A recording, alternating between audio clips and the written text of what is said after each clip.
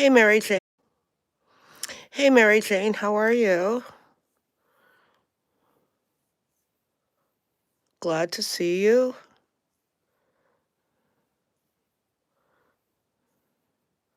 So we're going to be I have not watched the interview with the lawyer, Mrs. L. No. I did do a video today, this first thing this morning I did, but tonight I'm actually going to talk about Durwood. I think that that's much more interesting. Hey, Corey, how are you? So, I'm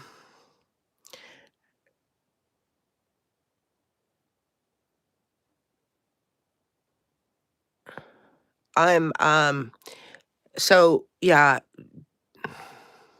the hell's his name? Dennis Geddes. Um, oh, she mentioned me? Why would she mention me? I haven't said anything about her other than naming her as Belinda Gray's lawyer. I have no idea what is it cutting out for everybody?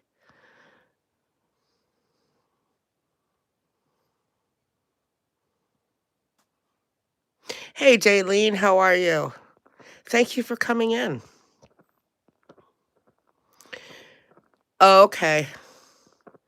Yeah, I did a video this morning on that. On the fact that, I can't even remember I can't even remember what that video was about. Hi, Jaylene, nice pleasure to meet you. You don't live too far from me. I'm on the island. We are island girls. Um, I'm much more interested, in fact, in Darren Getty's, explosive Facebook post. That's a little crazy. Uh I don't think that the RCMP will take too kindly to being given an ultimatum, but, hey, what do I know? Uh, it should be interesting. I suspect what will come of that will be nothing.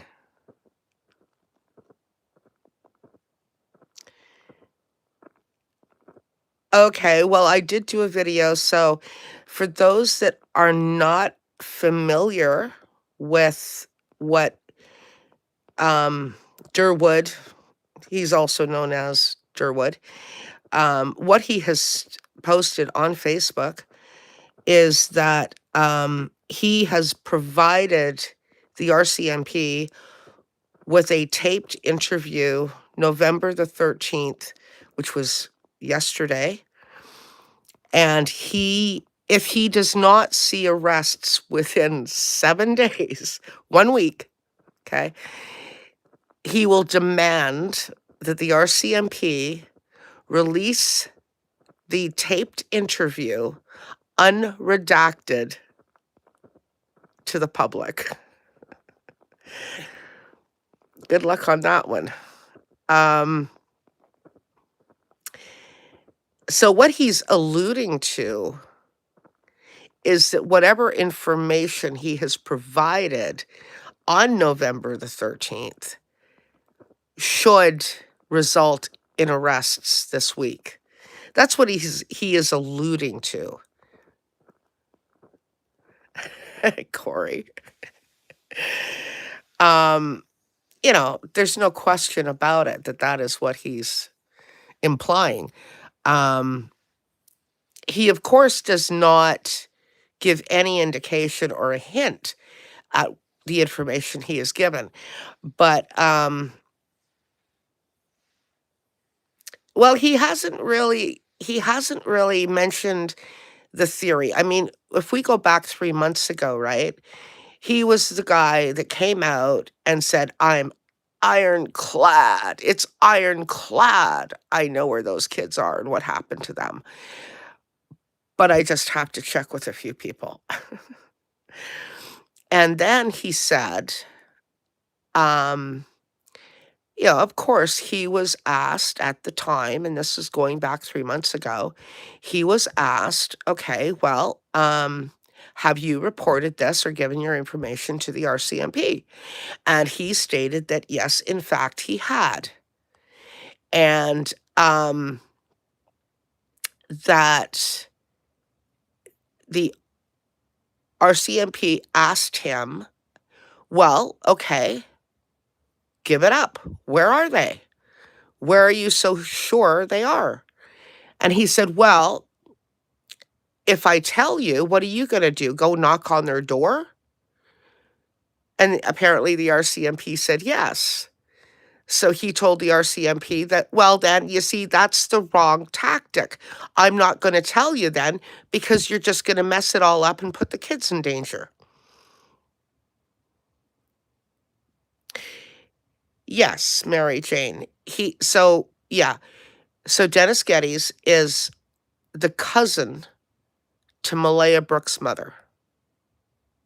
Okay? So he is related to Malaya. You would think, because this family, there seems to be this kind of, I don't know, crazy like Hatfield and McCoy thing going on between these families. You would think that he would be on the side of Malaya.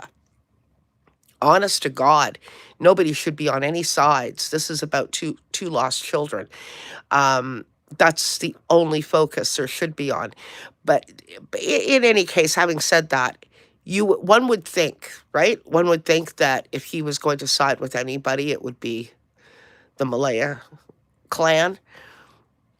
But no, he was actually completely in support of Daniel. Um, and he was the one that came out and said Malaya took the kids to the bottom of the driveway and put them in a car. And he said, "I know that, and I'm ironclad as to who was driving that car." Um, he's also the guy who was found to have an interview on the TikTok Live with Susan and flopped out because he was offered money elsewhere. Okay, so let me clarify that, Corey. Excuse me. I don't know that he was offered money. He was scheduled to be a panel guest of mine on my TikTok channel. And that very afternoon, like within literally the ninth hour, he bowed out and canceled and then went on somebody else's live. So, yeah, I was kind of a little bit like, well, why would that be? I mean, and in fact, because I actually had more followers on TikTok than that person had. But the other creator was on YouTube. And I have always maintained, and I still maintain, YouTube has more credibility than TikTok. And I'm sorry, like my my big account, my big following is over on TikTok. It isn't on YouTube here. Um, but I do admit that the credibility, YouTube has the credibility, not TikTok. A lot of experts will not go on. I mean, I've approached numerous experts to come and be panel guests on my TikTok lives, and they're every single last one of them without fail is they kind of go, I don't do TikTok. It just doesn't hold the same credibility, unfortunately. I think eventually it will because it is gaining a lot more ground, but they got to fix their glitches and I mean, if they want to compete and contend in the social media world, they have to get their act together. That's why I'm over here. You know, I mean, I can't function when, my voice cuts out and nobody can hear anything, and people come up on the panel and nobody can see them, and it's ridiculous, right?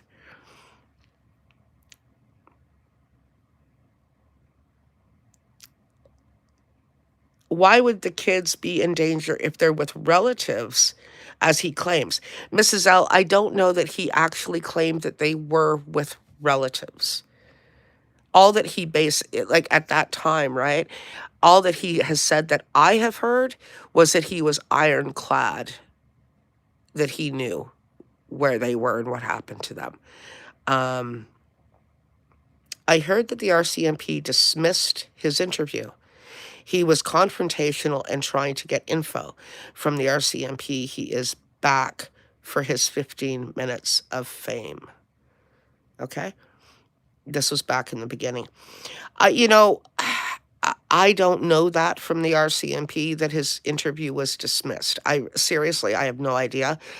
Um, the only thing that I will say that I was really disappointed in the CBC interview, um, I believe it was CBC that did it. And he did have an opportunity to be interviewed. And I think that they cut that interview like down to like zilch, because he did take that one single opportunity he had on mainstream media. And instead of, bringing awareness of where the children are, he chose to use that few minutes to shoot down the police. Yeah, that's not going to get you very far, right? Um, I was really disappointed that he would choose to do that.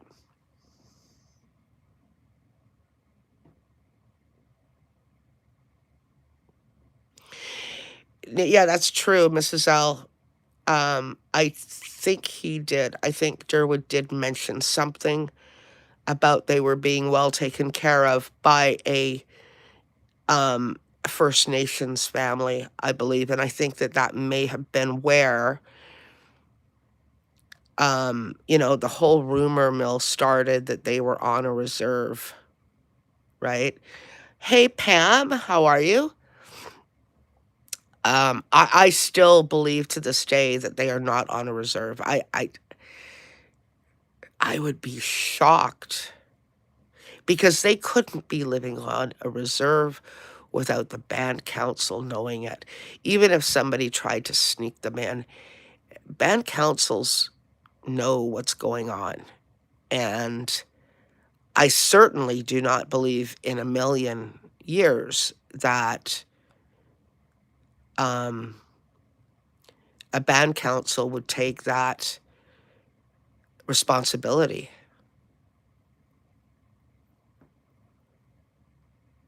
Right, Corey, yeah. Yeah, so I mean, I don't know. I don't know. It's very convoluted. I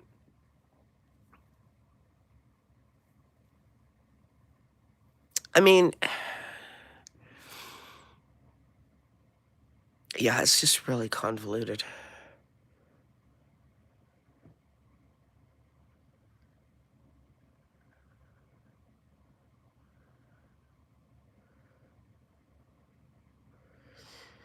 Yeah, so it'll be really interesting to see what he comes out with within the next several days. And it'll be even more interesting to see what he comes out with on day 8, when the RCMP do not cow down to him and shaking their boots with his ultimatum. Like, yeah, exactly, Corey. I mean, are you kidding me? Does he, I don't know what is he thinking? Seriously, what is he thinking?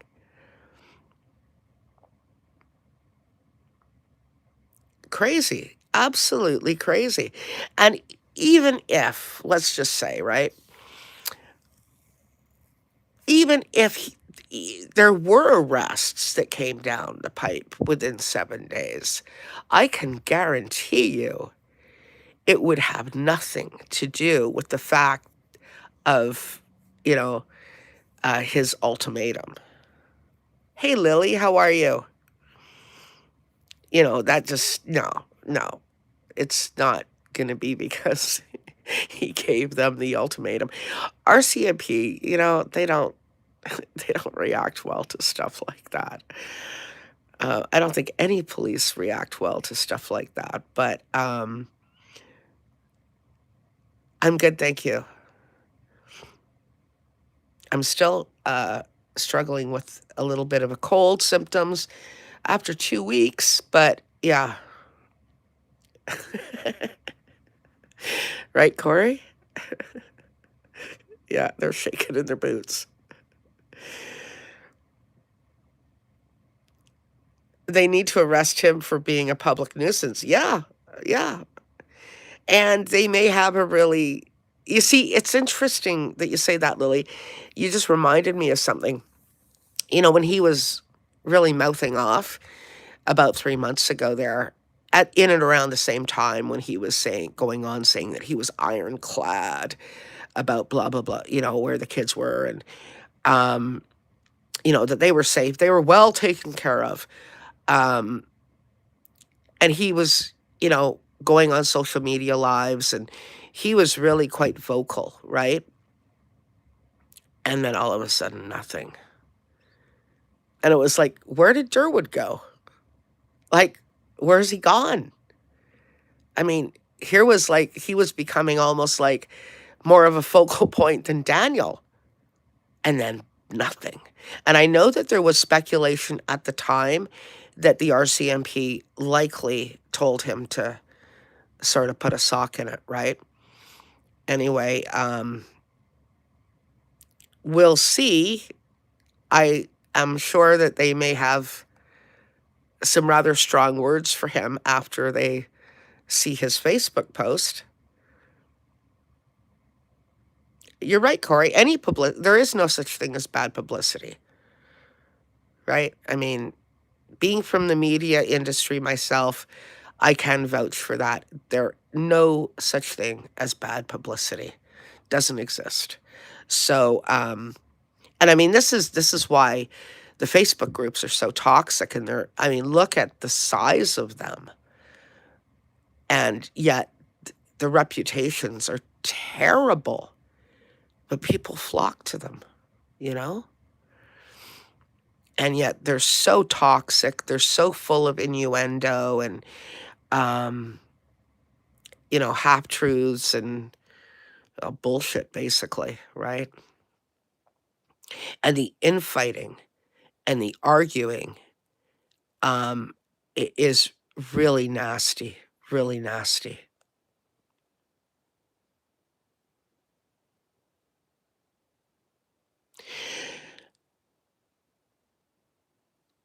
His son, Jordan, now it's his son, Jordan, his post was disturbing. I didn't, so are you talking about Jordan Getty's post?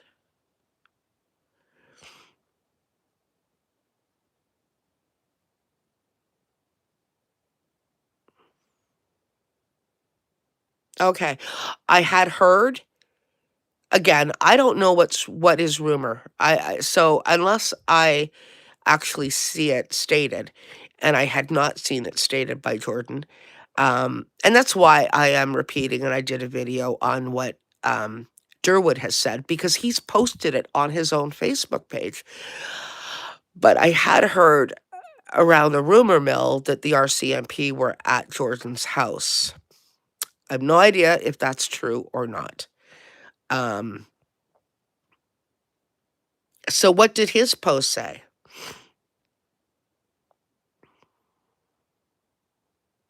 Hey, Valerie, how are you? Nice to see you.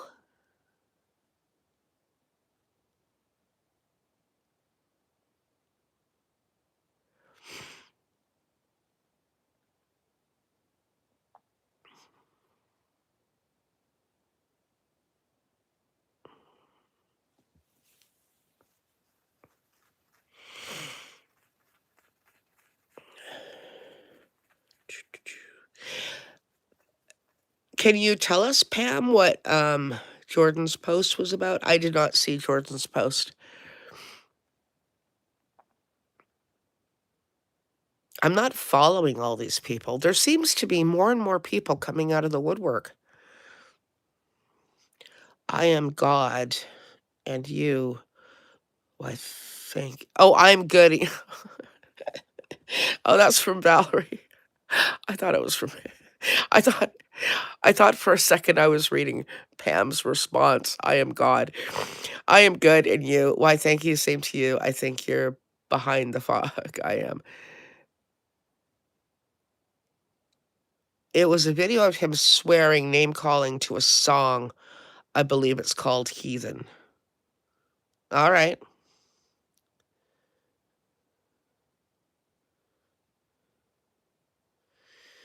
A little bit crazy.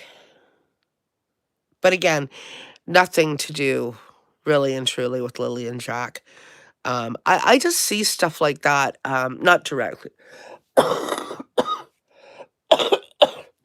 I just see stuff like that as,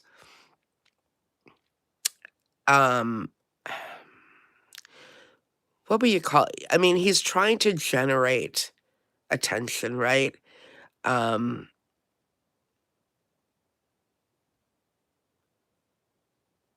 it's not something I would be interested in. Um, unless for some reason it was determined by the police that there was something in the song or the lyrics that were incriminating, and I don't know, who knows?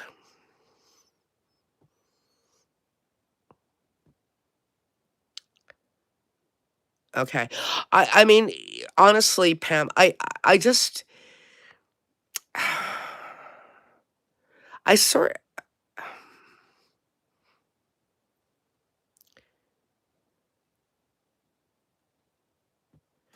who is singing Daniel? I have no idea.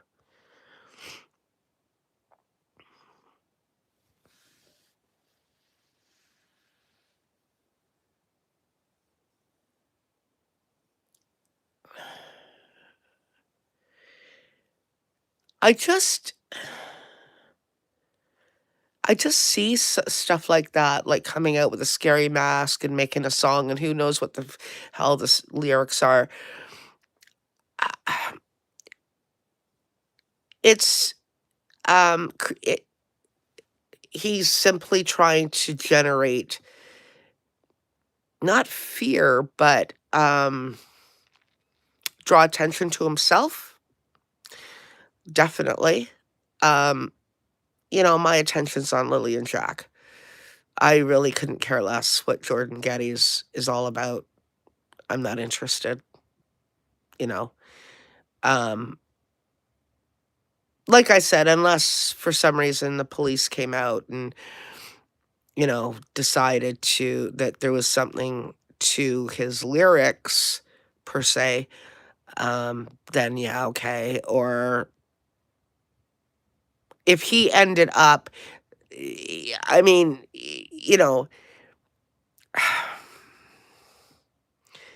if he ended up theoretically being arrested for something and it was related, then yes, I might look back at the lyrics and see and if there was any kind of relatedness. But to me, I don't know Jordan Getty. I don't know him from a hole in the ground. So, I mean, could it possibly be entirely innocent? Could he have done it for Halloween and it had nothing, whatever? And Lily and Jack Sullivan weren't even in his brain when he was doing it. But social media has blown the whole thing out of proportion because of who he is. Is that possible? I don't know.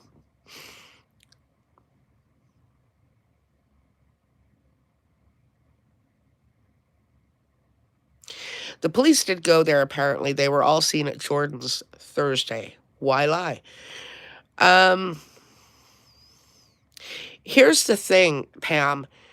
So, so Durwood has stated that he gave a taped interview to the RCMP on Thursday. Whether that was at Jordan's house, I don't know.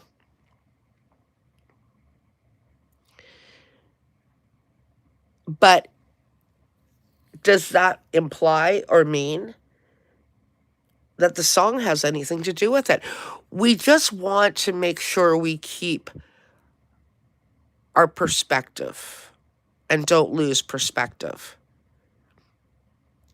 I had heard that the police interviewed Jordan. I had heard. I haven't I haven't seen it officially stated though. I haven't seen Jordan officially state it. I have seen that Durwood has stated that Durwood, provided an interview to the RCMP.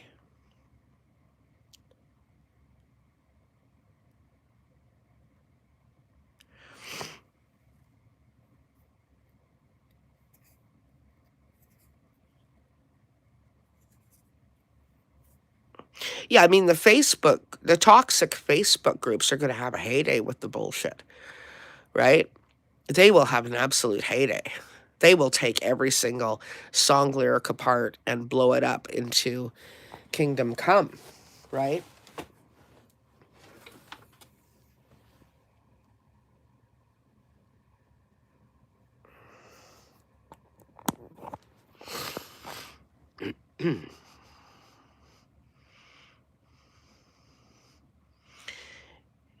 You wonder if what is true, that the police were at Jordan's? I don't know.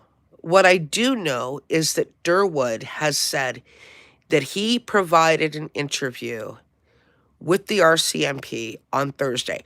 It didn't, it did not sound as though Durwood was taken in for questioning.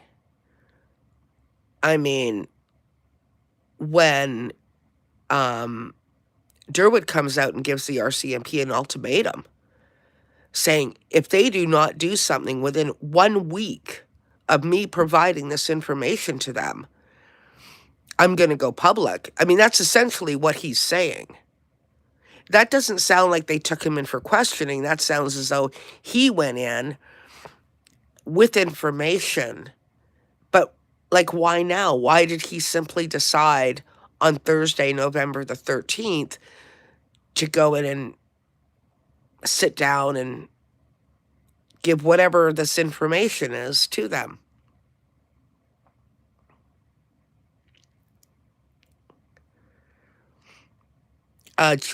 Diane Adams, Jordan is Durwood's son.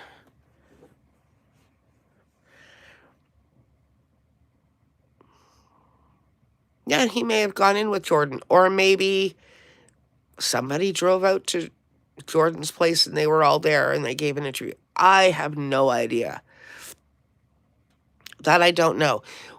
Where my focus is on Durwood's statement, because he has stated it. It's on his Facebook page. I mean, that can be absolutely verified.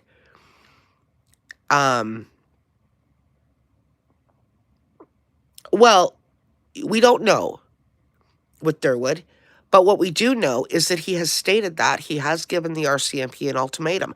That we do know. It's in black and white on his Facebook page.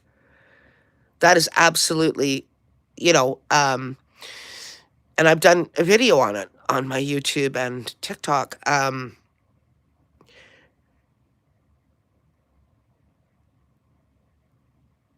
no, Corey, he claimed like 3 months ago that he had gone to the police.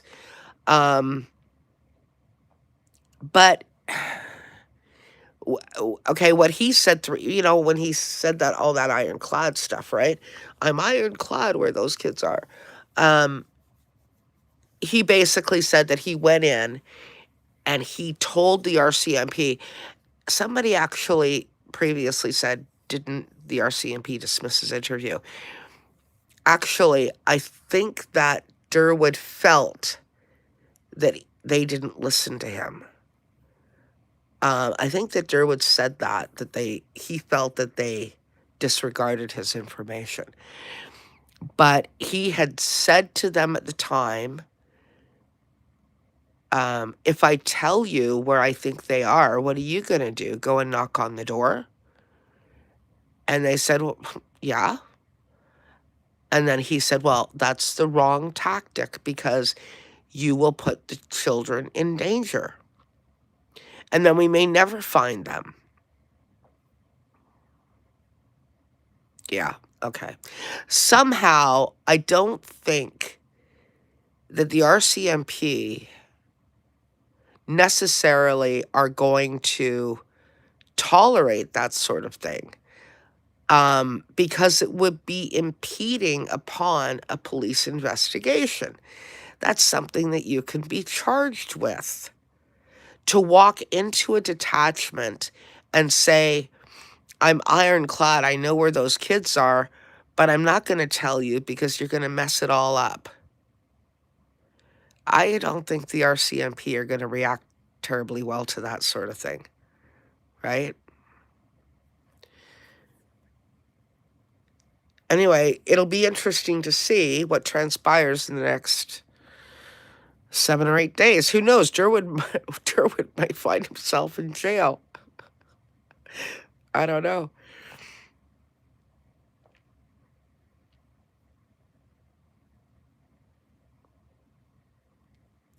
But now he flipped the script. Well, yeah, I don't know. Um,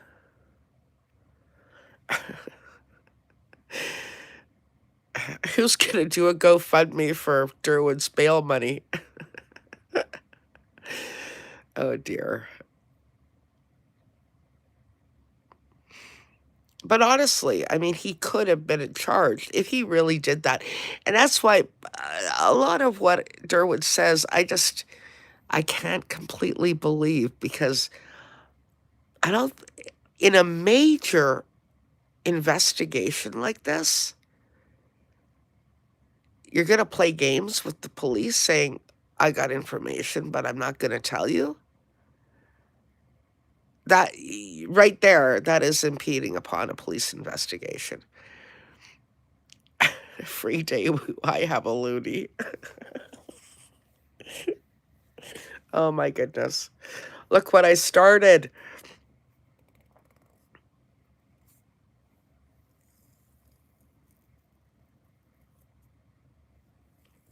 You don't believe the RCMP. Yeah, actually. You know what, Corey? That is so funny. I wish the RCMP had a sense of humor. They don't usually. Oh my god, that would be hilarious. You wanted an arrest? 7 days? Okay. Let me read you your rights. Oh my god. Oh my goodness.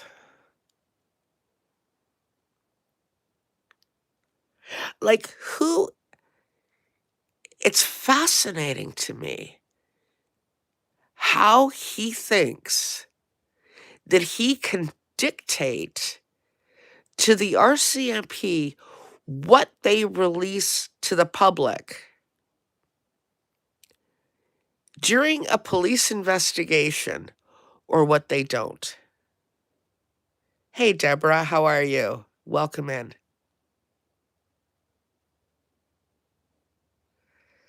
Yeah, absolutely, Valerie. He has to be careful. Um, but where does it enter his brain that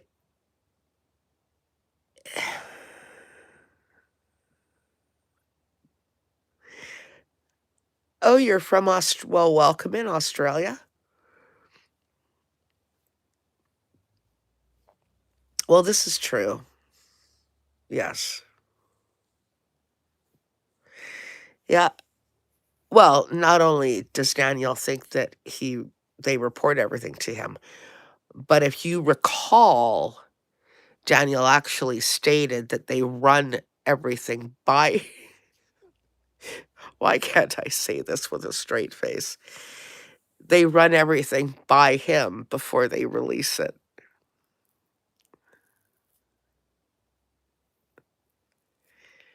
Oh, Daleen Thomas was actually in here. I don't know if she's still here. I have not watched the interview. I literally just walked in. I walked in the door before I came live.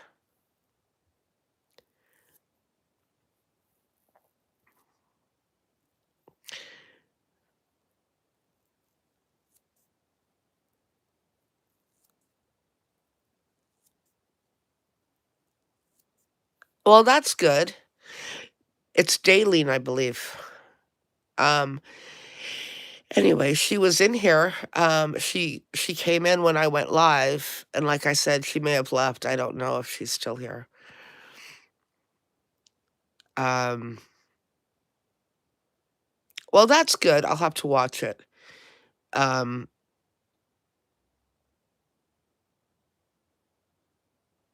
he is covering up for people and himself. They have a lot to lose. Well, um,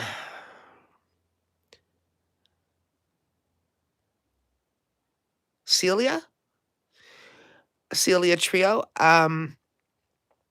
He doesn't seem to be covering up. He's claiming that whatever information he gave an interview, taped interview to the RCMP on November 13th, which was yesterday. And for those just joining, I'm talking about Durwood and Darren Geddes. And he said that on his Facebook page, he has stated that if there are no arrests made within 7 days, based on the information he provided to them yesterday, he is going to do he he's going to demand that the RCMP release the taped interview they have with him, unredacted, to the public.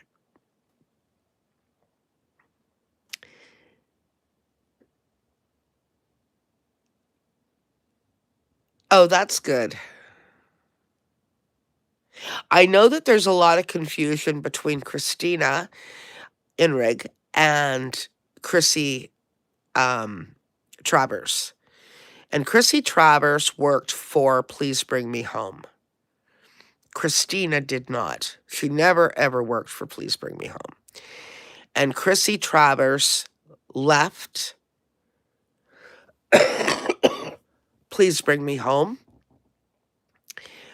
because the RCMP, now this is according to Belinda Gray, the RCMP did not welcome Please Bring Me Home to, quote, help search for Lily and Jack Sullivan. And so Please Bring Me Home agreed that they would limit their searching to just waterways. And Chrissy Travers, who works as a private investigator and was working for Please Bring Me Home at the time, disagreed with that, didn't support that, and so left. And when she left, she then started working with Daleen Thomas as a private investigator for Daleen Thomas. And Belinda Gray said that Chrissy Travers is essentially, her role is to look at the investigation as a whole, the case as a whole, and essentially to see if she can figure out what happened to the kids.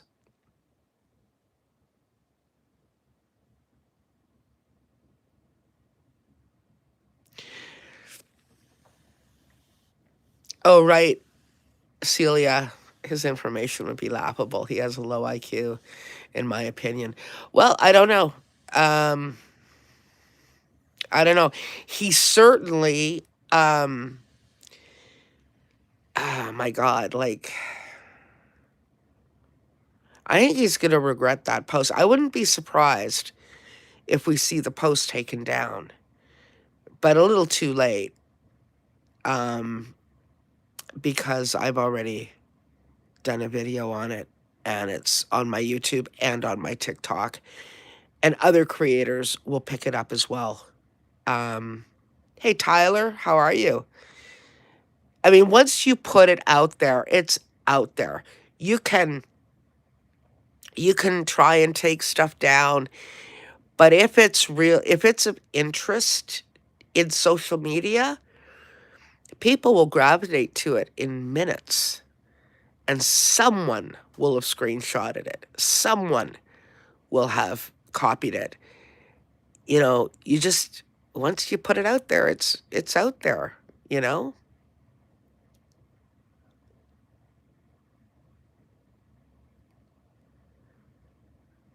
Okay, Tyler.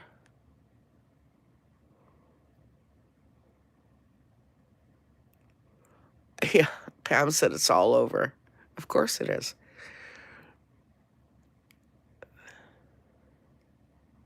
Right, Tambourine. Yeah, we were just talking about that.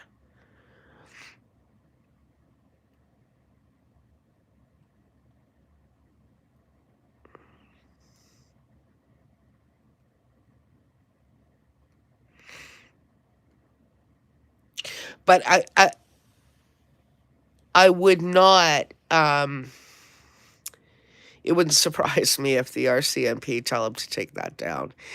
It's not really very good to give the RCMP an ultimatum in print. Oh, no worries, Tambourine. Welcome.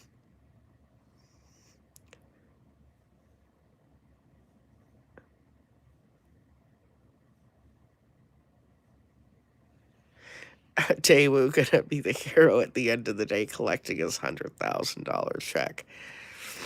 Now we'll have to see. But it is quite stupid of him, you know, to put that ultimatum in print, you know, right on social media. You don't give the police ultimatums. He will be looking for a lawyer, I suspect, in about a week's time.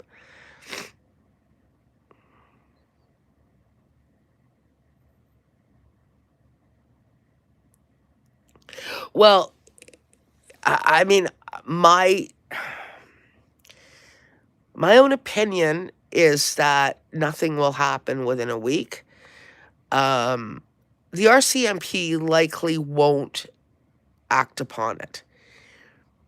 They probably won't do anything to him um, for his ultimatum, um, only because it would bring really negative attention to the case, and it would draw attention away. I mean, and here's the other thing, right? All of these side issues, people have got to drop them. You know, like we were discussing earlier, some sort of a song that Jordan Geddes released on his social media account, and he's wearing a mask, and read the lyrics. I'm not going to spend 1 millisecond on that. I'm just not going to. It's yet another rabbit hole. It's another form of, in my opinion, game playing and bullshit. And the focus has to be on the children.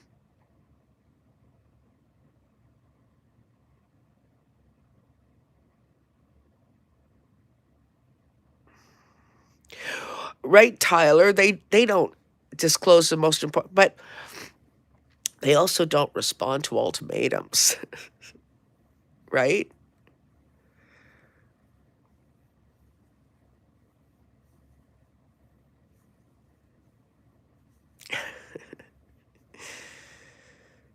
Yeah. I don't know what he's thinking. I really don't know what he's thinking saying that. You know, threatening the RCMP that, I mean, Jesus, how stupid can you be? You don't threaten the cops. It's not wise. I'll tell you one thing. If I practiced law, I wouldn't want to be the guy's defense attorney.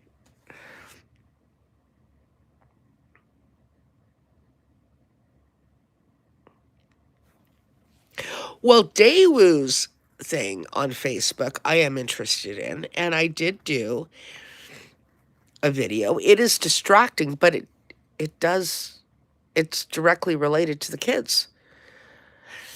I mean, he is saying that he has provided information to the RCMP yesterday that basically should break open the entire case and lead to where Lily and Jack are or what happened to them. And he goes on to say, threaten the RCMP. If they do not make arrests within 1 week with the information he has provided, he will demand that they release his taped interview that he gave them yesterday, unredacted, to the public. Okay, good on you. Or what? Or then what? Right? Is he going to go public if the RCMP don't make arrests? And if RCMP do not, which they won't, release his taped interview? Is Daewoo going to go public?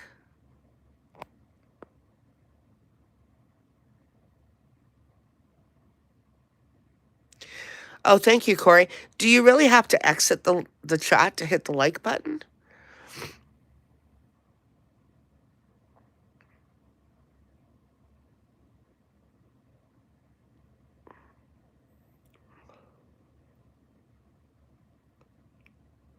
You should be able to like it, but maybe not.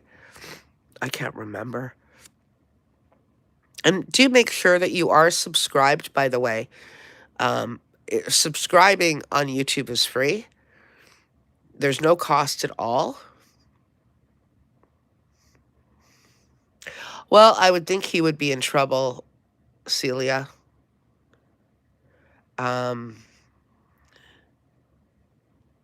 Oh, thank you, Deborah. Yeah, I thought you could hit the like button anytime.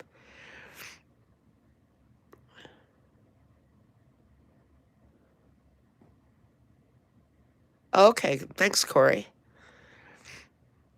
But yeah, if you are not subscribed, please do subscribe. Doesn't cost anything. And thanks for the likes. I see the hearts going up the side.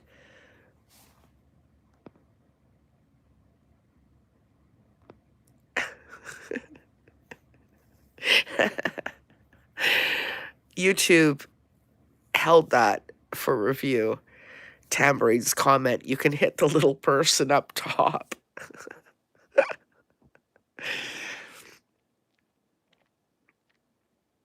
Clearly, Tambourine, YouTube thought you were being literal. Hilarious.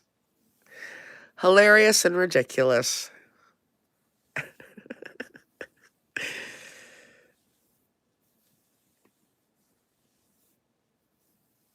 And thank you for the likes. I do greatly appreciate them. And do subscribe, like I said. It is free. Anyway, we'll see what Daewoo has to say in the coming days or weeks. As I said, he may be looking for a GoFundMe himself to find a lawyer.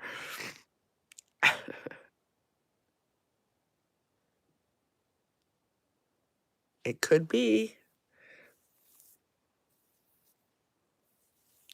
Oh, no worries, Tambourine. No worries at all. You must be in Ontario or thereabouts.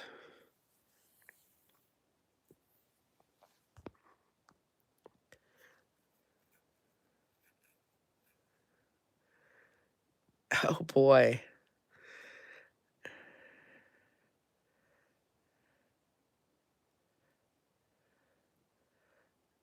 Okay, Tyler. Oh, you're in Nova Scotia. Oh, yes, you're 4 hours ahead. Okay. Sorry, my math is wrong because I'm in BC.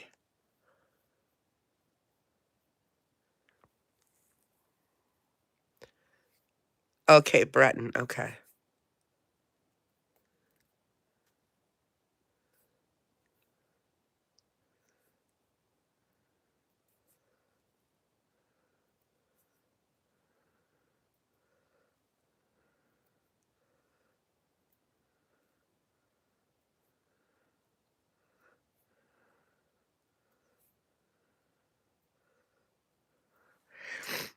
So, Tyler, who are you referring to exactly as being weak? Are you meaning Daewoo, or are you meaning, the RCMP?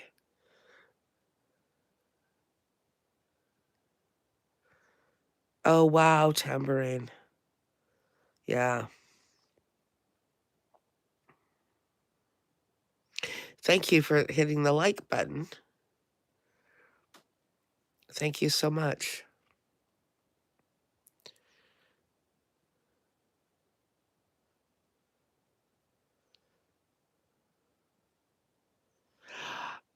Oh my god, Corey.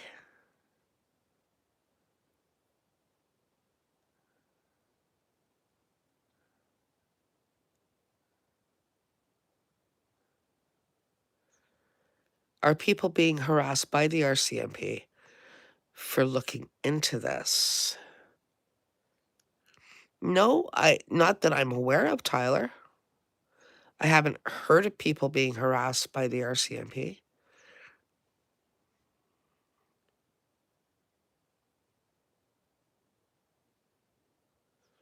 Interesting, Corey.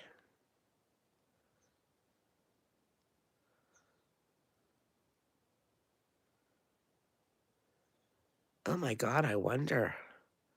Although I always thought of DS as a woman, but I do wonder. How many kids does Daewoo have?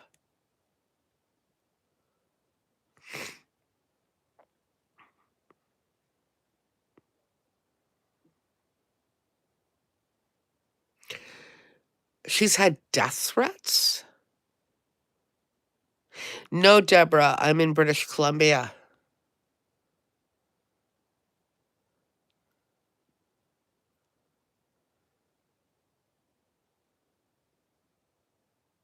Oh, Tyler, yeah, not harassed by the RCMP though. So it's Please Bring Me Home. It's a volunteer group out of Ontario. Um,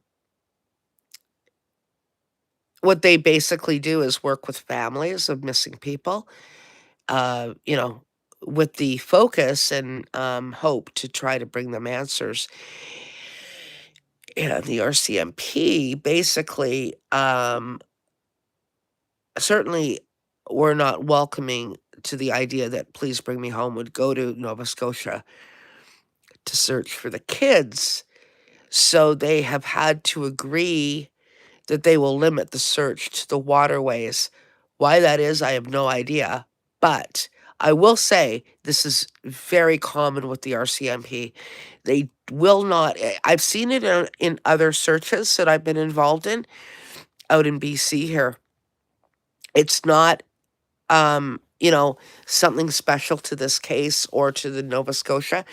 The RCMP do not like other, like outside organizations or, you know, outside anything, basically, um, impeding upon their investigation, or they won't work with them. We had a situation here, missing young man. The official search was called off. The family was going to pay for cadaver dogs from the US to come in, and the RCMP wouldn't allow them in. They don't want, well, in my opinion, they don't want somebody else taking their glory, right?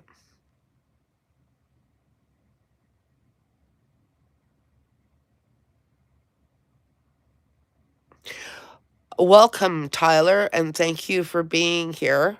I really appreciate it. And make sure that you're, sorry, excuse me. Make sure that you're subscribed. Um, did you make, okay. Her and her kids. She's taken, that's terrible.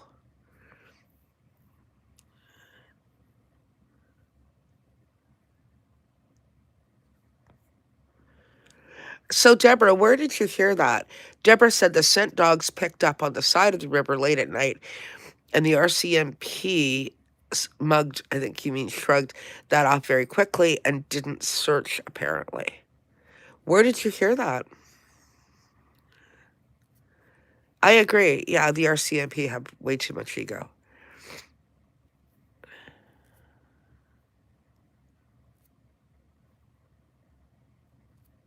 Absolutely, Tyler.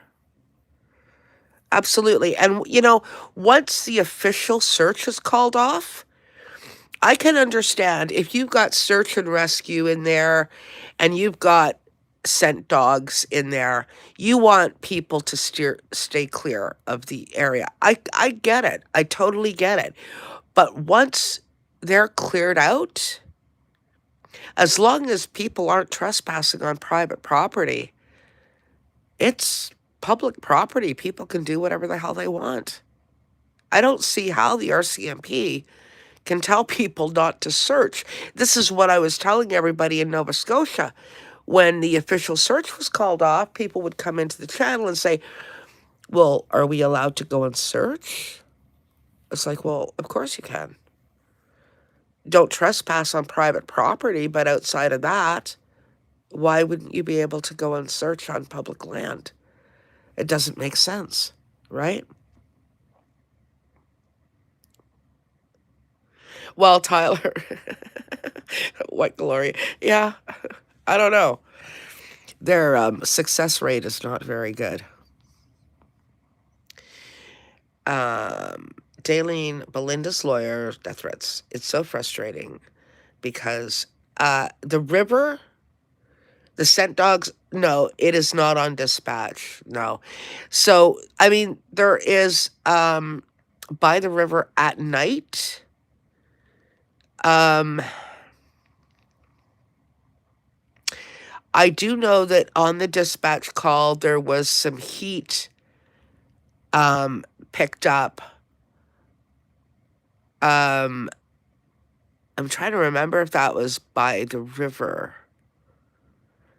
Anyway, it ended up being a beaver, but beaver, yeah, actually, it was near water. It was near water. I can't remember. Anyway, it ended up being some animals.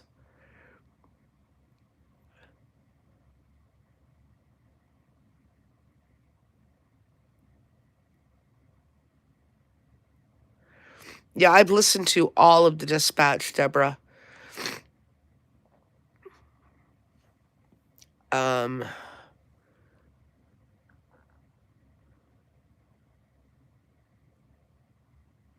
Waterways are public property, apparently. And Please Bring Me Home does have a waiver for liability and insurance. Okay.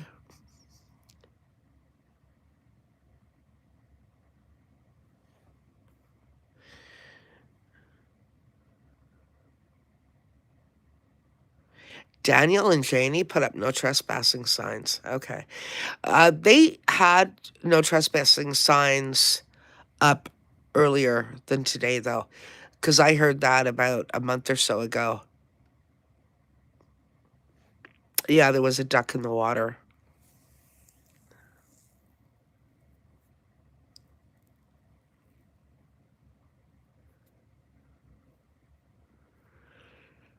Well, the only quote recordings that any creator would have um, would be the dispatch calls that I think you're referring to, right? Um, the ones that are public. There's countless. There's days and days and days and days and days of them. Um, I have listened to all of them. Yeah, two black swan statues. Yeah, I actually raised that very early on. Um, the guy says we've got two black swans. Looks like they got some heat.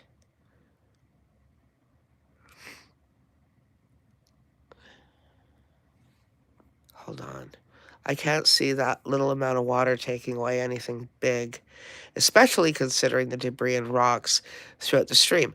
Well, Tyler, I don't know. I'm not familiar. Obviously, I'm in BC. I haven't seen it.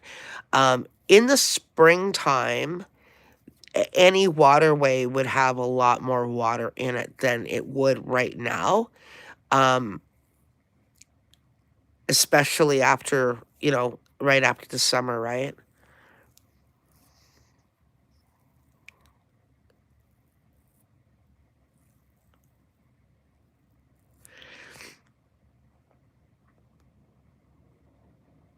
I think I mean, I'm going to play devil's advocate here.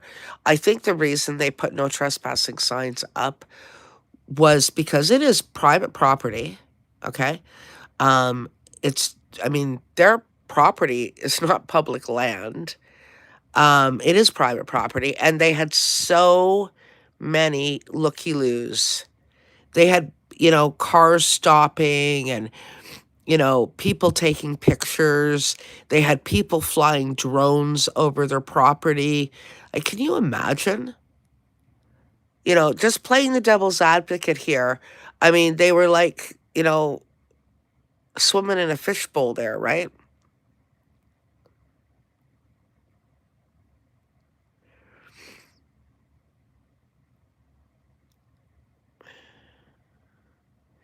Well, Tambourine, I'll tell you right now, honestly, when I first heard that, and it was back in May that I heard it, I actually, and if anybody knows Jeremy over on TikTok, um, I actually phoned Jeremy about that because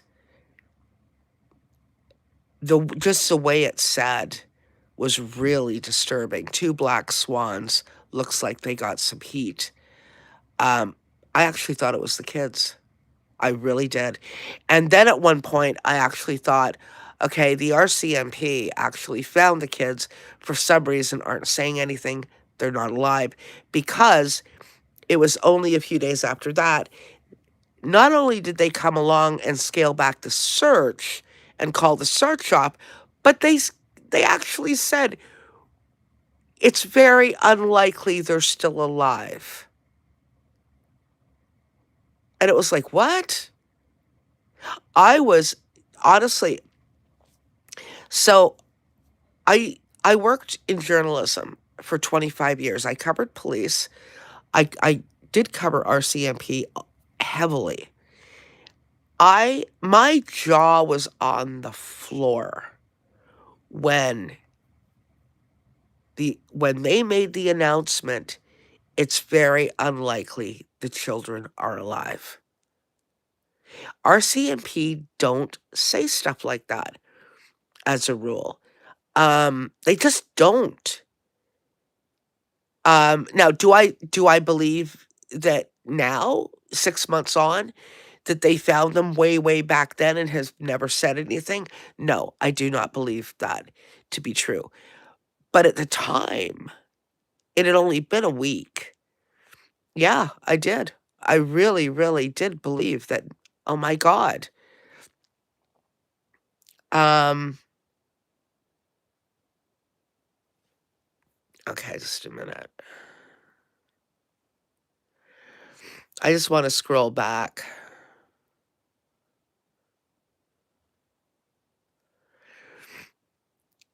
Shouldn't all calls and reports be public information? No, Tyler, I don't think so.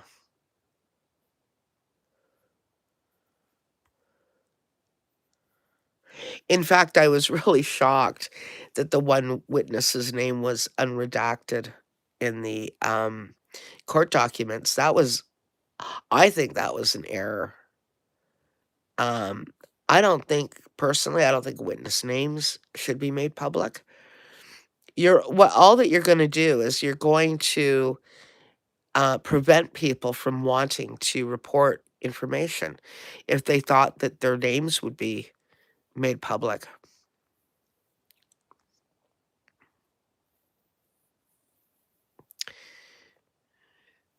You're interested in knowing more about Dead Silence. Well, yeah, I don't know if there's much more to tell you. Um, when Malaya Brooks Murray moved out, did you ever hear about her coming back to Daniel Martell's and getting Jack and Lily's belongings? Or did she just leave it there? She had the belongings picked up or whatever she wanted from Daniel Martell's trail hiker. As I understand it, the RCMP picked up whatever it was that she wanted, including there was a bag of laundry. Daniel told me that one of the RCMP members arrived to pick up on behalf of Malaya.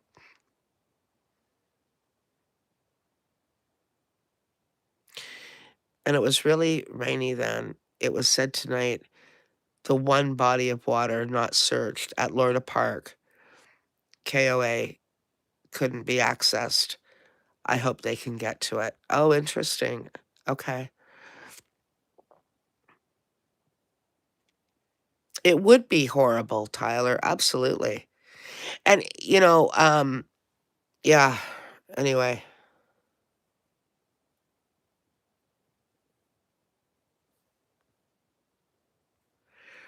the scent dog picked up a scent, and heat drones picked up heat. Yeah. To which one's been searched. I don't know. Yeah, they did check out. I mean, if you do listen to the calls, they did check out anything that was picked up.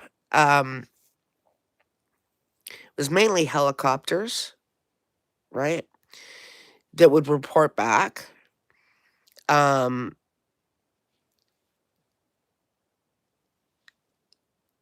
and the scent dogs. There were some dispatch calls on that. Not many. Not many. It was mainly the helicopters. Um, that had the heat sensors, right?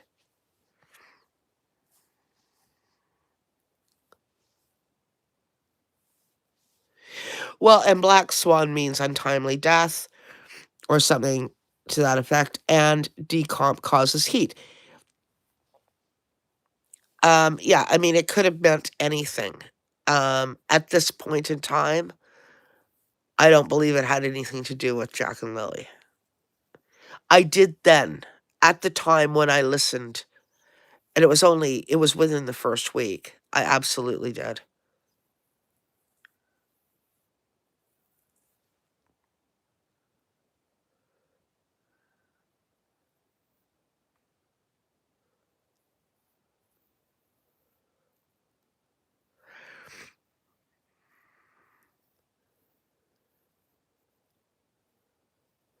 It's a classic rookie mistake. Okay, sorry. I gotta scroll down here.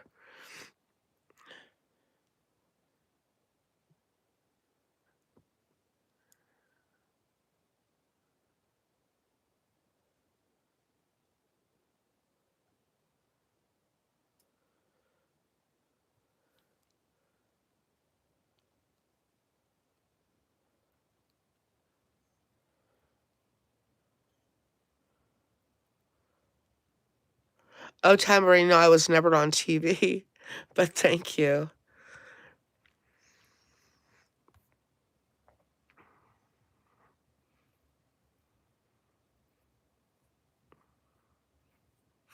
From search, when we're referring to two black swans, it can signify an opportunity that is hidden in plain sight. Yeah, I mean, I raised the two black swans in the first week and actually called Jeremy on it. And I said, "You have got to hear this. This is really disturbing." Um,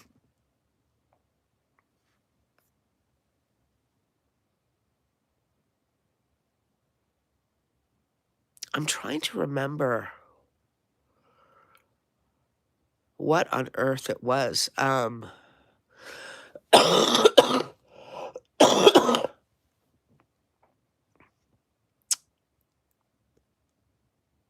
Yeah, Jeremy. Jeremy Mack over on TikTok.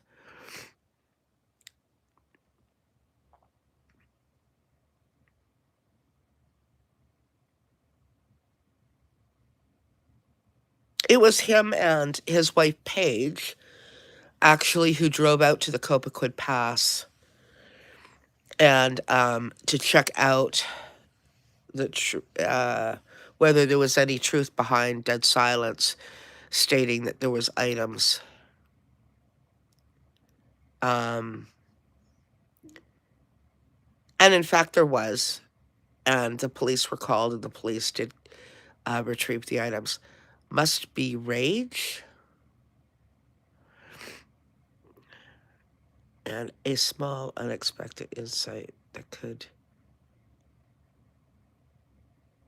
Oh, okay, Tyler.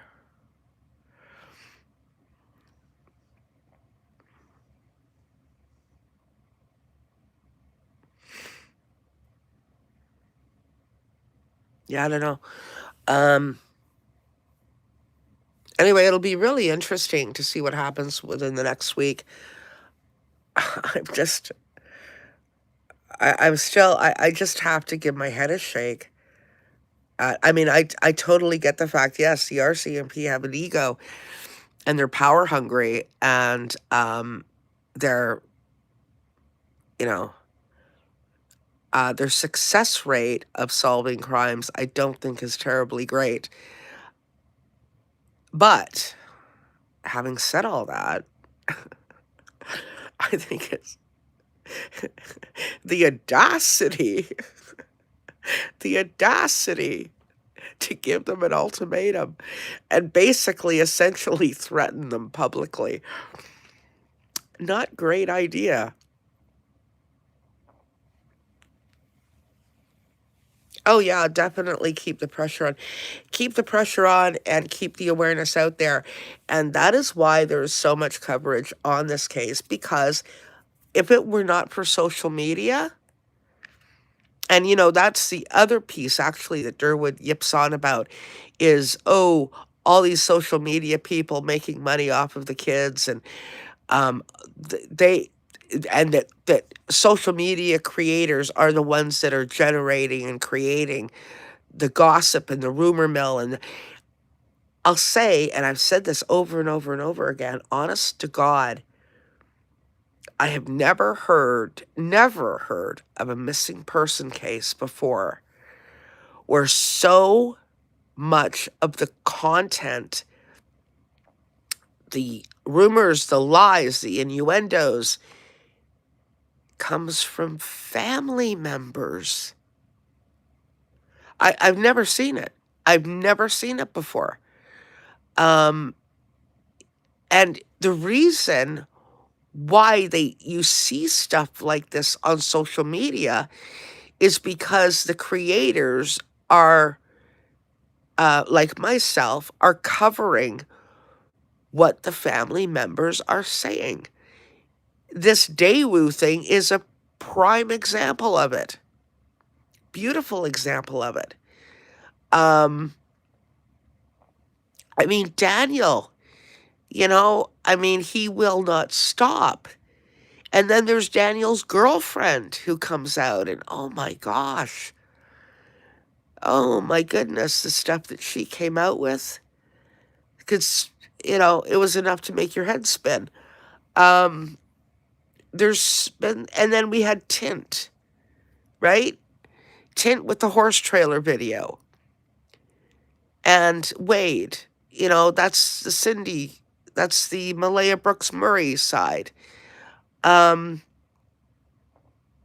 it just goes on and on and on and on, and it all stems from the family or friends of the family. Haley, who came onto my live on TikTok, that was my live where she announced that they had been in the trailer on the day the kids went missing and saw that Daniel had been doing rugs in the bathroom.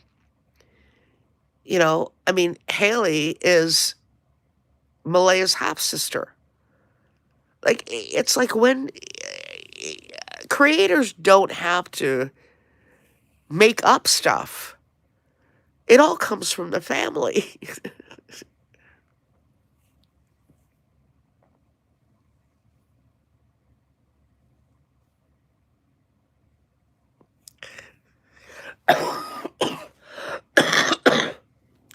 Does Derwin not know that popcorn went up in price, right?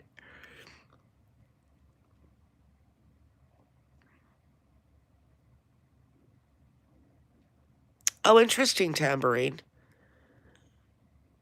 I just listened to the documentary from Pictou County of Billy Smith, who went missing years ago. Code of Silence. Nova will be covering it next. Well, thanks for that, Tambourine.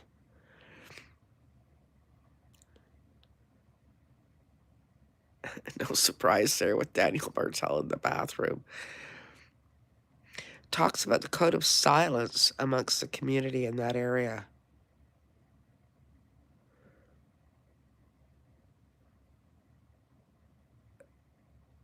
Oh, Tyler? Are you new to this case? Like, that's a serious question. When you ask, is there a lot of dysfunction in the family? Are you new to this case? Like, did you just start following it? Because dysfunction is putting it mildly. Oh, I'm cutting out?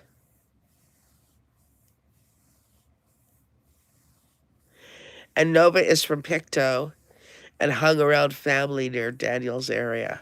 Wow. Okay.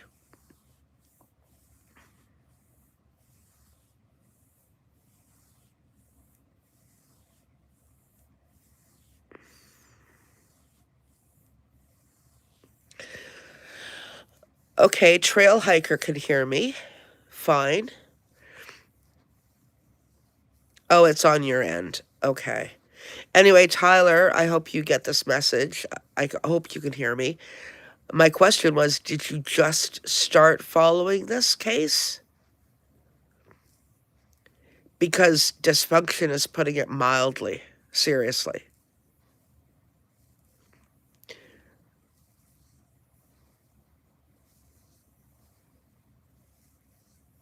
Like, this is like the Beverly Hillbillies on steroids, okay?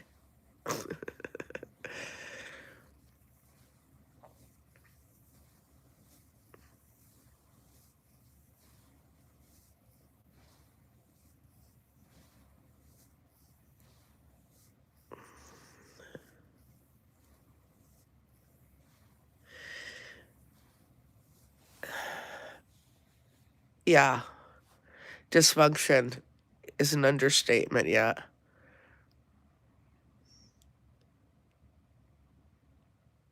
Okay, Tyler.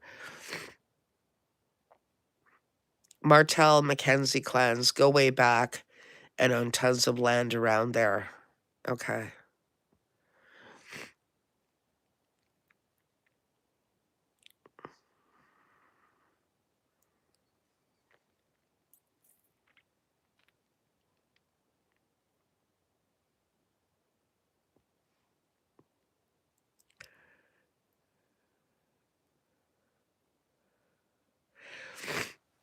Well, Jane Doe, I think that his question is valid, actually.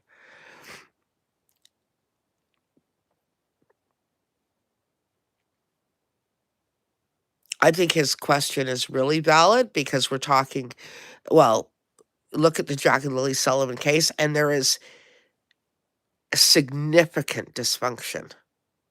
Significant. So I think that Tyler's question not only is valid, but, you know, I think that what is important is the level of dysfunction that we're talking about here. And it is quite, um,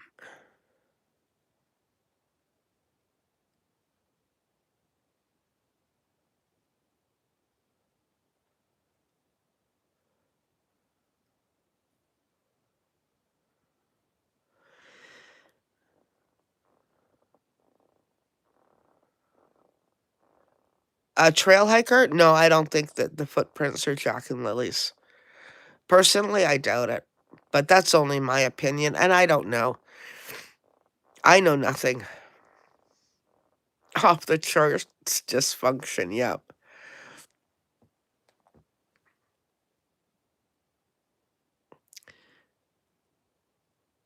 Yeah, I mean, there is no perfect family, that for sure, and I think that we all agree with that.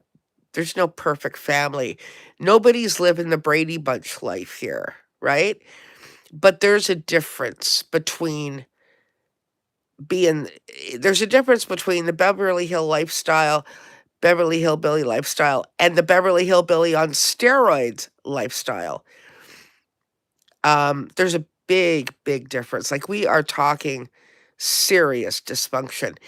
And not only that, but CPS was involved in this family before the kids went missing. That tells you something right there.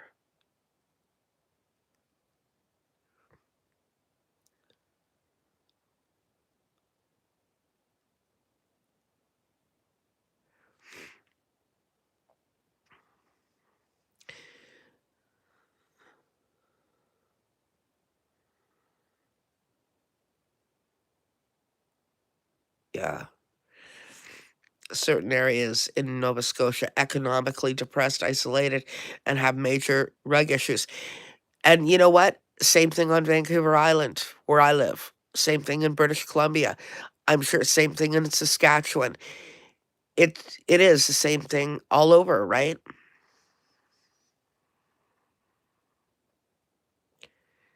May 1st, Lily had a black eye on May 1st, the day before she went missing, I believe.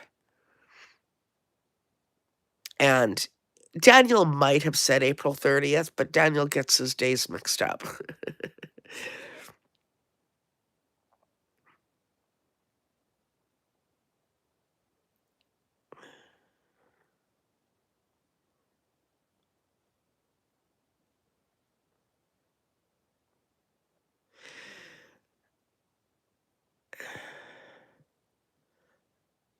Nobody deserves to clutch their pearls.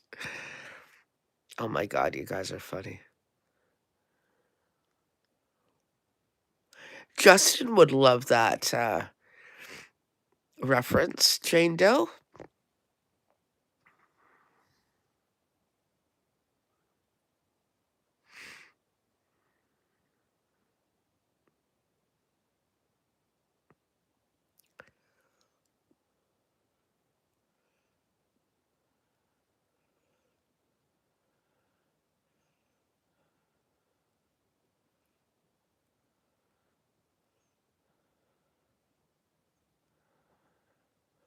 We are flooded with cartels. Yeah.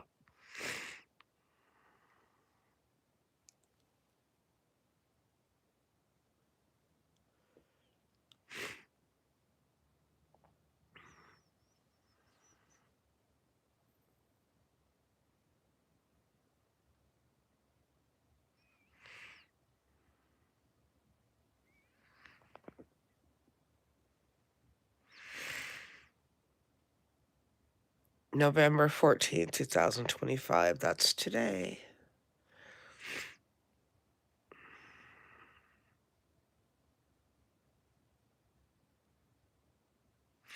Well, hello, Pam.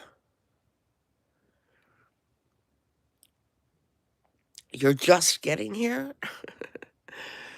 I'm so glad you're here, Pam. You can chit chat because I have to step away for a few minutes. Um,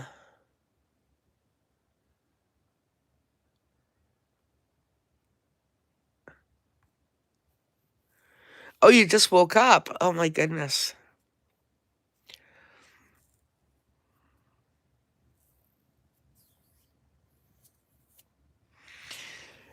No, okay, I'll be right back.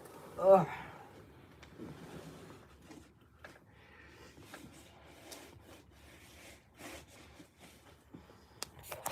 Hey, Pam, have you seen the Daewoo video thing that I put up? The video about Daewoo today?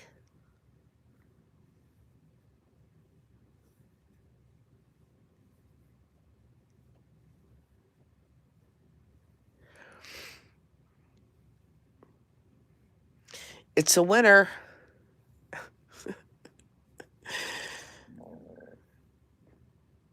Oh my God. Oh my God, Pam.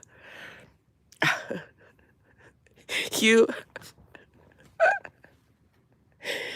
Oh my. Okay, well, when I get back, I will tell you all about it. In the meantime, I am sure people in chat will tell you all about it. It's pretty it's pretty significant. You guys can have the honor of filling her in.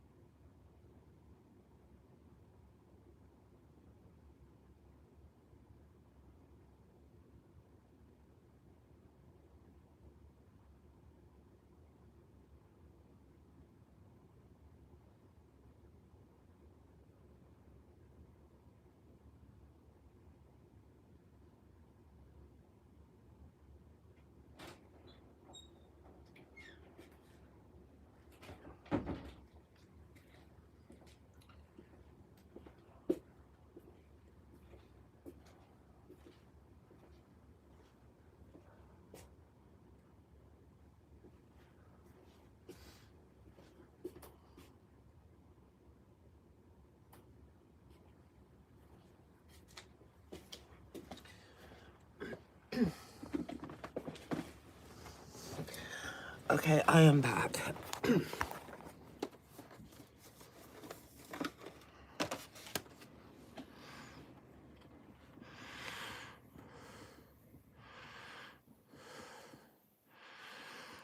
Okay, let me just scroll.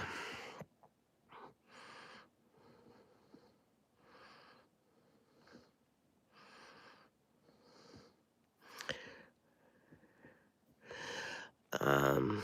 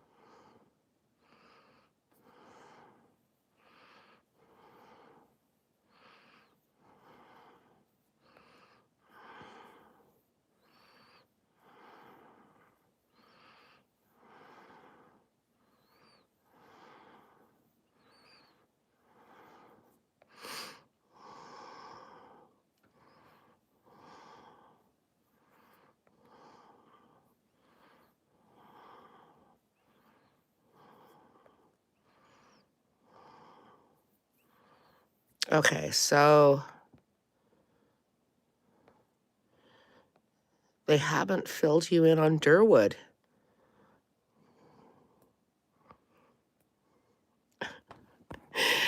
Nobody filled you in on Durwood, Pam.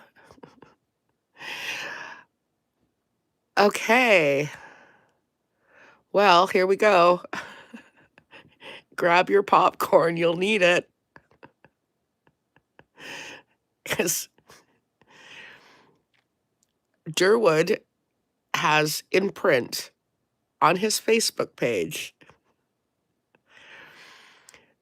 essentially threatened the RCMP and given them an ultimatum.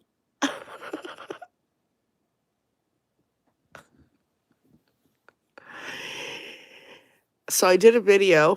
It's up on, and I have exactly what he says in print. It's up on YouTube and on TikTok. So what he said was that yesterday, November the 13th, he went into the well, no, he didn't say he went into the RCMP. He had a taped interview with the RCMP, and that he is going to give the RCMP 1 week, 7 days to make arrests in this case with what information he has given them. And if they don't, oh God, it just gets better and better. He's going to demand. I can see the RCMP shaking in their boots. He is going to demand that the RCMP release his taped interview, unredacted, to the public.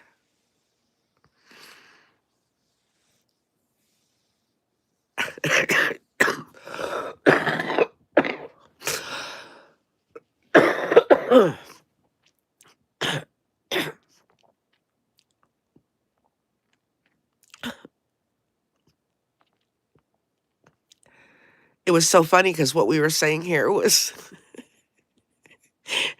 if the RCMP had a sense of humor, which they don't, but if they did, I would love to be the RCMP constable that would go to him on the 7th day. I'd wait until the 9th hour and say, well, you did give us that ultimatum. You wanted arrests within 7 days. You're hereby under arrest for impeding a police investigation. Oh, dear. Yeah, everyone set their alarms for 7 days from today.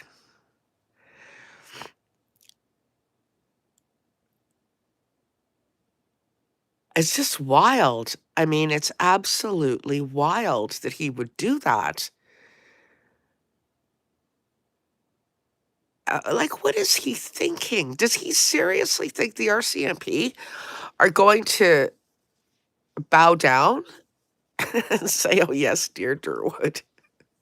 Whatever you say, dear Durwood."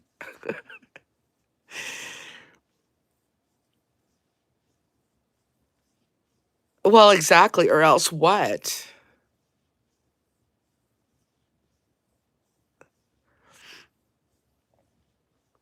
I mean, is he saying, or else he's gonna go public?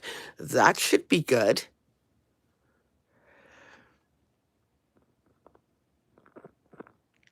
Oh, did he?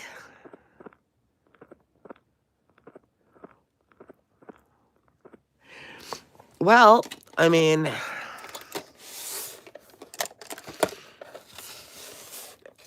seriously, I don't know. I think that the RCMP are gonna get to a point with him because he could be, I think. I mean, I'm not a cop, but I think that he could be charged with interfering with a police investigation. I really do. And I don't know I'm not a cop, obviously, and I don't know the laws specifically, but it would appear to me that that is exactly what he is doing. I don't know.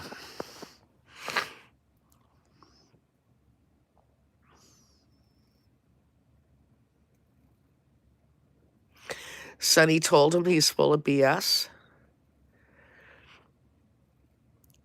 But did he say what? Sorry.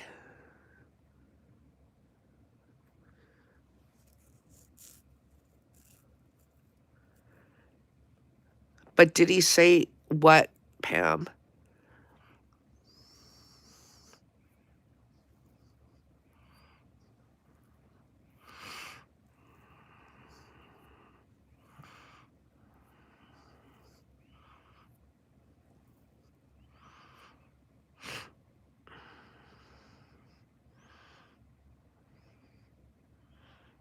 Well, they can charge people with anything they want. I mean, as long as there's enough evidence for it, right? Of course they can.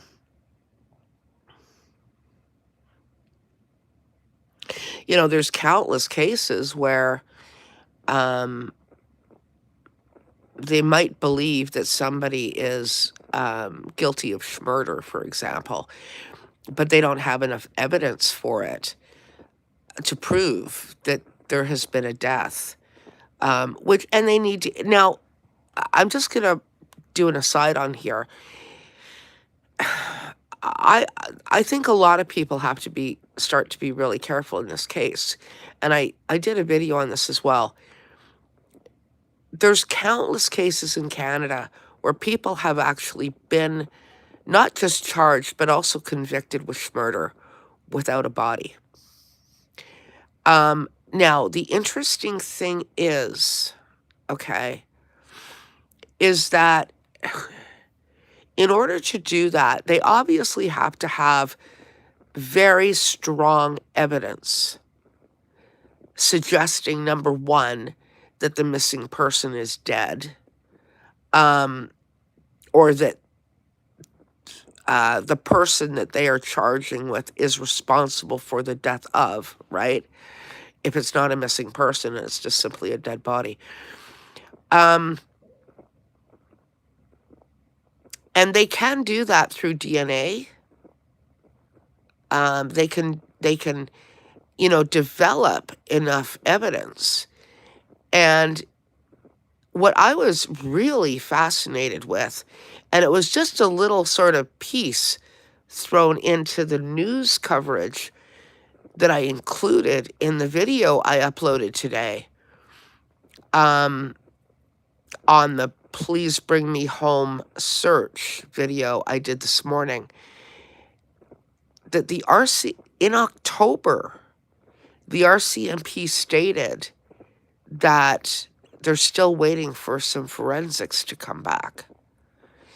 So I know that it was believed that the forensics had all come back, or that everything forensically had been ruled out, and therefore, this is still a missing person case, no evidence of criminality.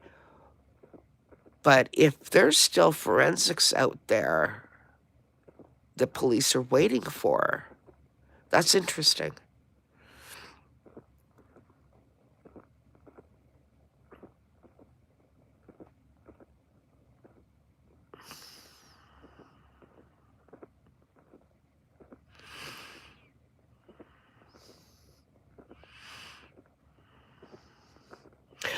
They didn't say from what, Deborah. They just simply stated in the, so I uploaded a video about the Please Bring Me Home. The video cover, if you're looking for it, it's on YouTube here, says, RCMP do not welcome Please Bring Me Home. It's in that video. And Global News states that in October, police were still waiting for forensics to come back.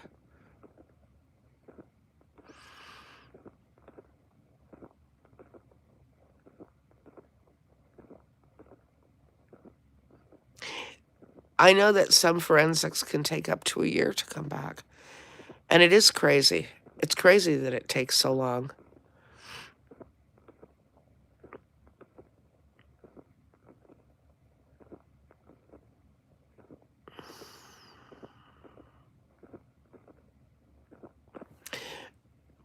Oh, my name's Susan, by the way, Deborah.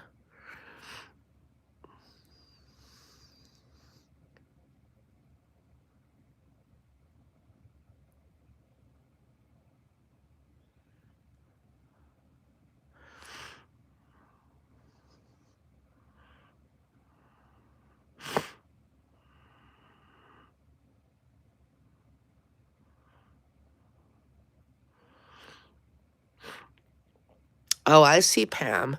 You're questioning, did Durwood say that to the RCMP? Well,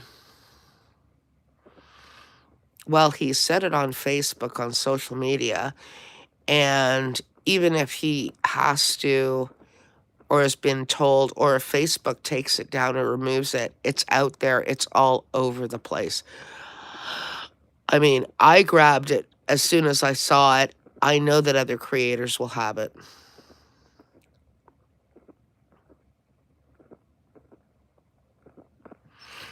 How is who the victim here?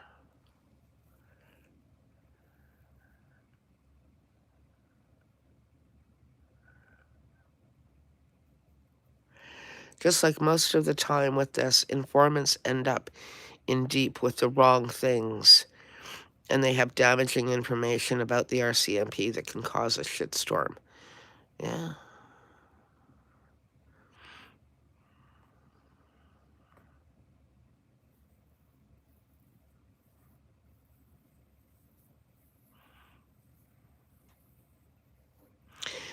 So, yeah, I mean, Pam, I don't know if he actually directly told them that.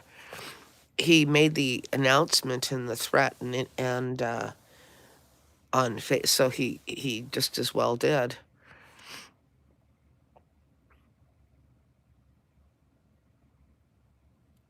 What victim are you talking about, Shane? Do you mean Malaya? She is no victim.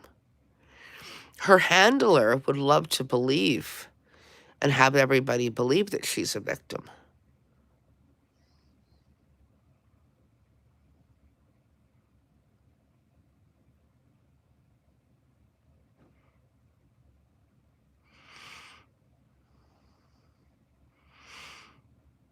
Yeah, Brandy, I think that Jane was talking about Malaya, and Malaya's handler That's what we coin her.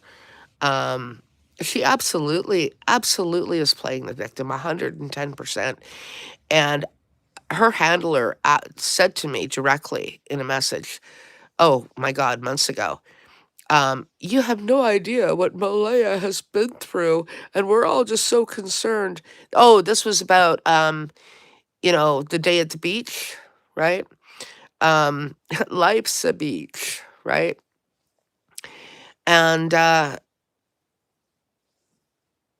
her handler messaged me and said, you just don't know, you just don't understand what she's been through.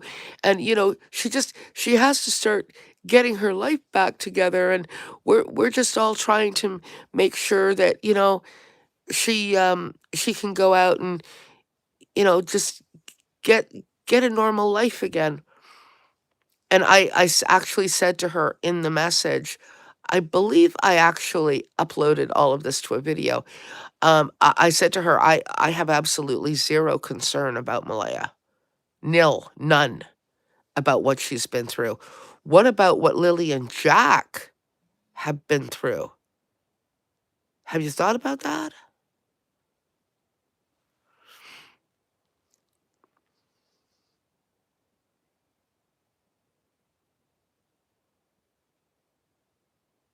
Yeah, I mean,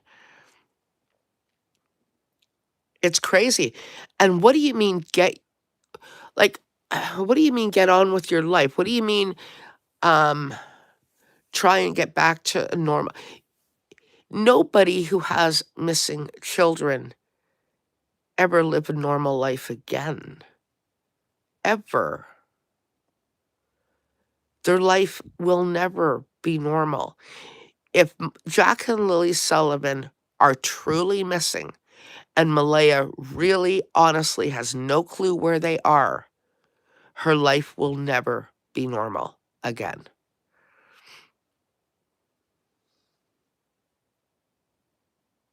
Exactly, Deborah. She did have support. Um,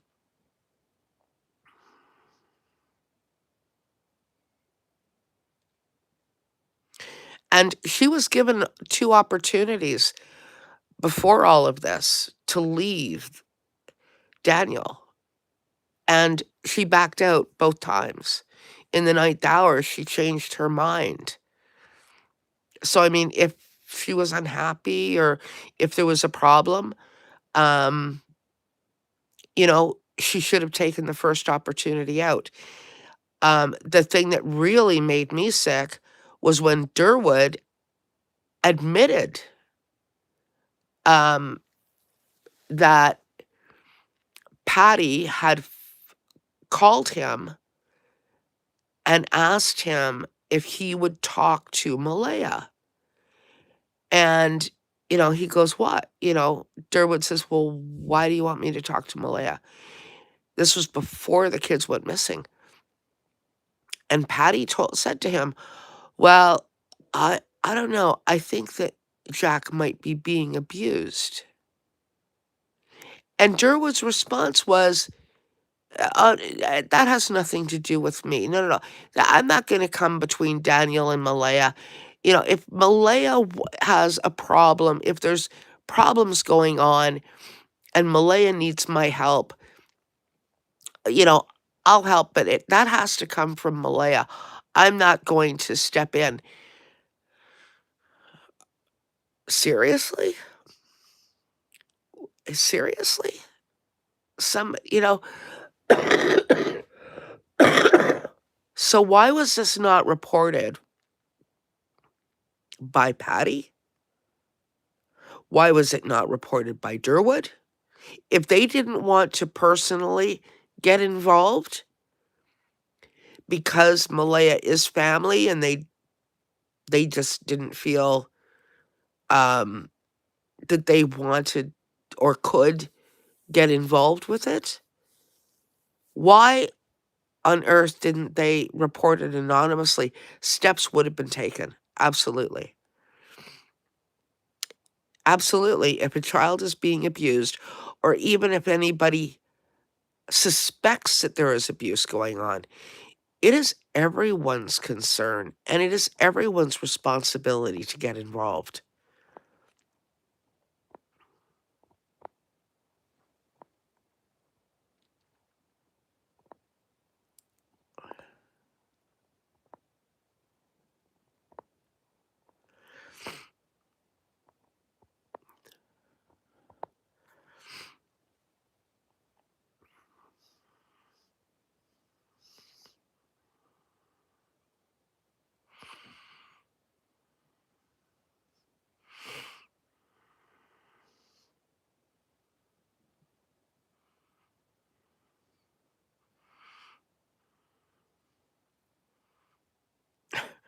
Country bumpkins. Well, I wouldn't brush everybody in the country with that bumpkin remark, but, well, exactly, Jane. Where is she? Where is Malaya? Oh, but I'm told by the handler personally that Malaya searches all the time. She just doesn't happen to drag a television camera crew around behind her. And I simply asked her, well, why not? And every single time her handler would say to me, she doesn't owe anything to anybody. She doesn't, she doesn't have to prove. I said, she owes a hell of a lot to Lily and Jack Sullivan. Yeah, she does. And she owes a hell of a lot to the 150 people who went out there and searched, and got eaten alive by friggin' ticks. And some of them were taken away by ambulance because they got injured. Yeah, she does owe them something. She owes the RCMP something. Of course she does. Um, she owes the community, the direct community, something. Absolutely she does. This bullshit of Malaya doesn't owe anything to anybody and doesn't have to answer to anyone that she doesn't, you know, other than like law enforcement. That's bullshit.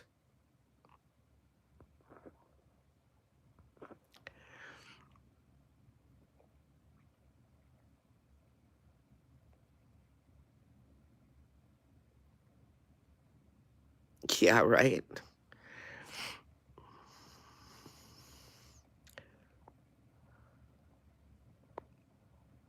Apparently, describe, quote, searching. Why is it so important to make excuses for this? Yeah, exactly. Like, yeah.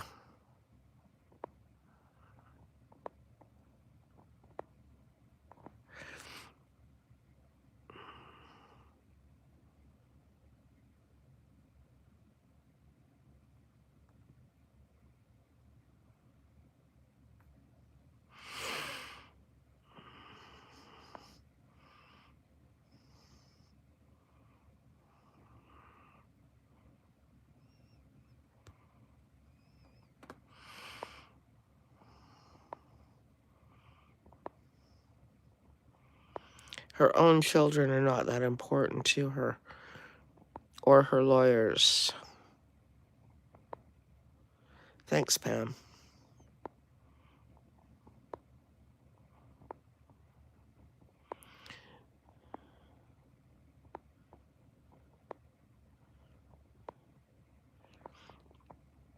And she should own it. She's the mother of those children. She was, at the end of the day, the one responsible, and this happened under her watch. Thanks, Pam. Completely under her watch. And Daleen made a comment this evening without saying a person wanted the search called off.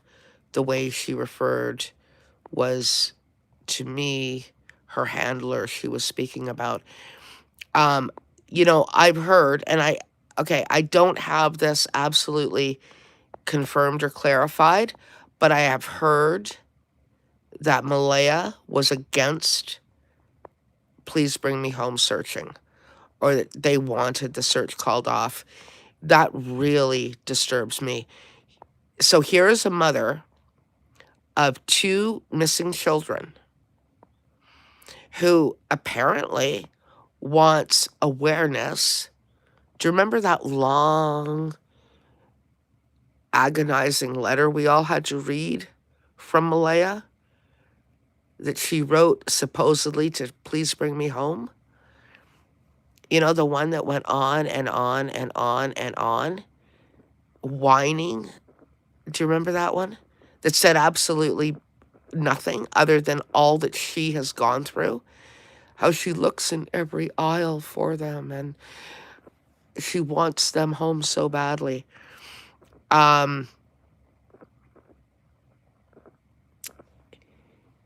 You never listen to what people say, you watch what they do, okay? This is a woman who has told every mainstream media reporter who has reached out to her, every one of them, no comment. These are the very people who have the ability to provide mass exposure, to bring mass awareness to the story.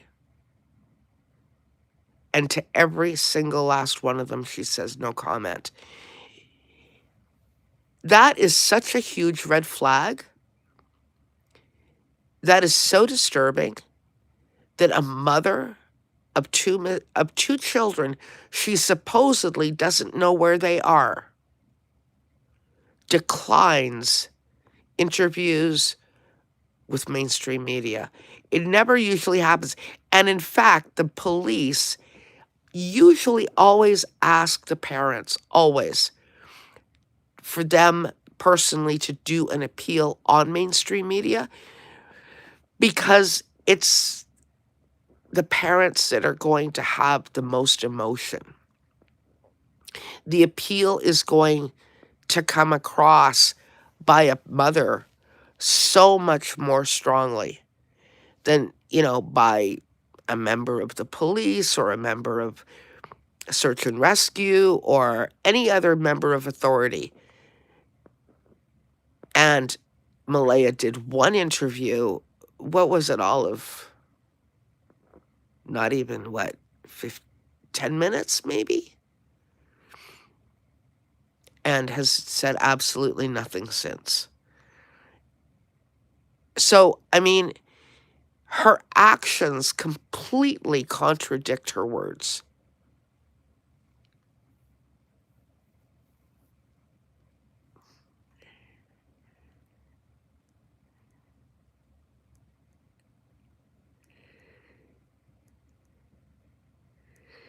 Yeah, Tyler. Everyone should be allowed to put as much effort into this. Absolutely. Exactly, Pam. What parent wouldn't be screaming about it and wanting as many as possible to search and help and get the info out there?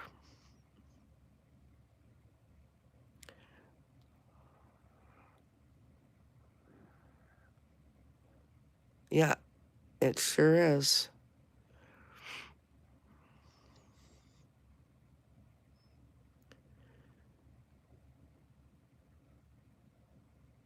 Yeah, I mean, regardless of what happened, Malaya is responsible. There's no question about it. These children were under her watch. Remember, keep in mind, she went for sole custody of these children. Therefore, she bears sole responsibility for these children.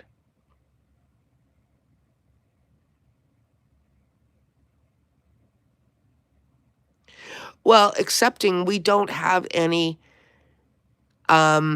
proof that he was on meth, Deborah. So we want to keep that in mind as well. That's never been proven. There's been a lot of innuendo. There's been a lot of, claiming, and that's all by Malaya's side, by the way.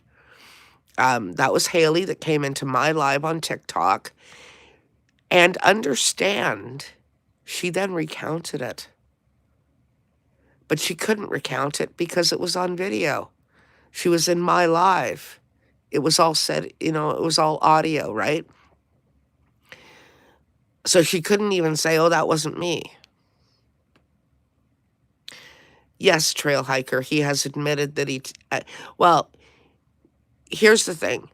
He has said that he has had to go to Narcotics Anonymous, and that's part of the CPS agreement in order to visit Meadow. And he has also admitted that he did have issues with addiction previously.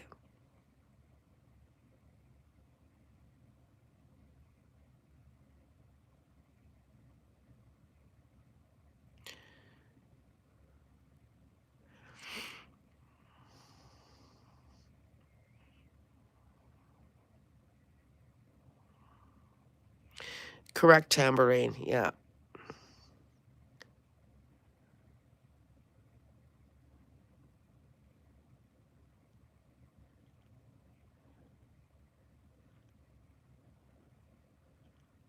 Yeah, absolutely. Anyway, guys, it's getting late here. I'm still fighting a cold here. I should get to bed, but I really appreciate everybody being here. Thank you so much for all of your input, all of your comments. They're all interesting. You know, I love your feedback. And just being here is a great support to the channel. I hope that everybody hit the like. Oh, we're doing pretty good. We got 22 likes and there's 28 people in the room. That's pretty good. I like that kind of percentage. Anyway, okay, guys, take care. And I will very likely be in tomorrow night. Likely not, probably around 7, 8-ish. Kombucha tea. Okay. Thank you, Trail. All right. Anyway, take care, everybody. And if it's your night, I hope you have a blessed night and sleep well. And if it's your day, I hope something absolutely wonderful happens to you today. Good night, everybody.